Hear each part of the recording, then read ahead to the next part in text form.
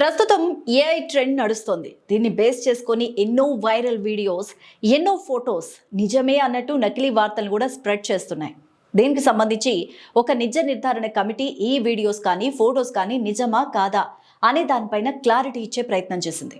అలాంటి వాటి పట్ల అప్రమత్తంగా ఉండడం చాలా ముఖ్యమని చెప్తోంది.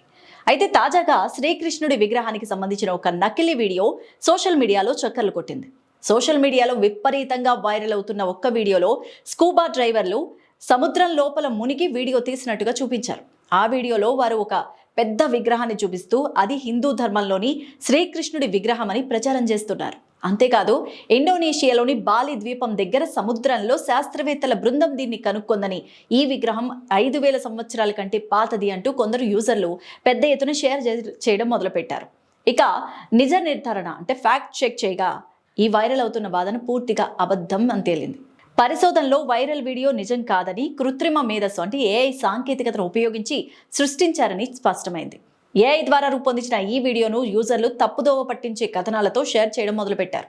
నిజం తెలుసుకోవడానికి ఈ వైరల్ వీడియోకి కీలకమైన ఫ్రేమ్స్ ని తీసుకుని రివర్స్ ఇమేజ్ సెర్చ్ చేశారు. ఆ పరిశోధనలో @m/arts అనే యూజర్ ఇన్స్టాగ్రామ్ ఖాతాలో ఈ వీడియో కనిపించింది. 2025 ఏప్రిల్ 9న పోస్ట్ చేశారు. ఆ యూజర్ తమ పోస్ట్లో ఈ దృశ్యాలను కళాత్మక సాంస్కృతిక కథ చెప్పడం కోసం ఏఐతో సృష్టించినట్టు స్పష్టంగా పేర్కొన్నారు. అంతేకాదు, వైరల్ వీడియో ఏఐ ద్వారా రూపొందించబడిందా లేదా అని తెలుసుకోవడానికి AI video detection tool Hive Moderation వెబ్సైట్లో పరీక్షించారు. ఈ టూల్ ఇచ్చిన రిపోర్ట్స్ ప్రకారం ఈ వీడియోను కృత్రిమ మేధస్సు అంటే ఏఐ సహాయంతోనే రూపొందించారంటూ స్పష్టమైంది. ఇక ఈ నివేదిక ప్రకారం 96% ఏఐ ద్వారానే సృష్టించబడింది ఈ వీడియో. ఇక వైరల్ అవుతున్న వాదనకు సంబంధించి గూగుల్లో శోధిస్తే ఇండోనేషియాలోని బాలి సముద్రంలో శ్రీ మహావిష్ణు దేవాలయం అనే కీవర్డ్స్ను ఉపయోగించి వెతికినా కూడా ఏ ప్రముఖ వార్తా సంస్థ కానీ, విశ్వసనీయమైన వార్తా నివేదికలు కానీ ఈ వాదనకు మద్దతుగా ఎలాంటి వార్తలు కూడా ప్రచురించలేదన్నమాట. సో వైరల్ అవుతున్న వీడియో నిజం కాదని, అది ఏఐ సాంకేతికతను ఉపయోగించి సృష్టించబడింది అని క్లారిటీ ఇచ్చేశారు. ఇక యూజర్స్ అయితే ఏఐ రూపొందించిన వీడియోను తప్పుదోవ పట్టించే వాదనలతో షేర్ చేయడం మొదలు పెడుతున్నారు. సో అటువంటి పోస్టుల పట్ల ప్రజలంతా చాలా జాగ్రత్తగా ఉండాలి. నిజమని నమ్మకండి. ఇదైతే మొదటిసారి ఏం కాదు.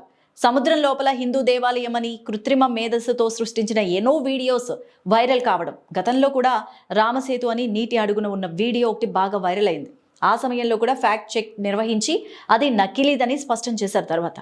సో ఇలాంటి తప్పుడు సమాచారం పట్ల ఎప్పుడు కూడా అప్రమత్తంగా ఉండాలన్నమాట.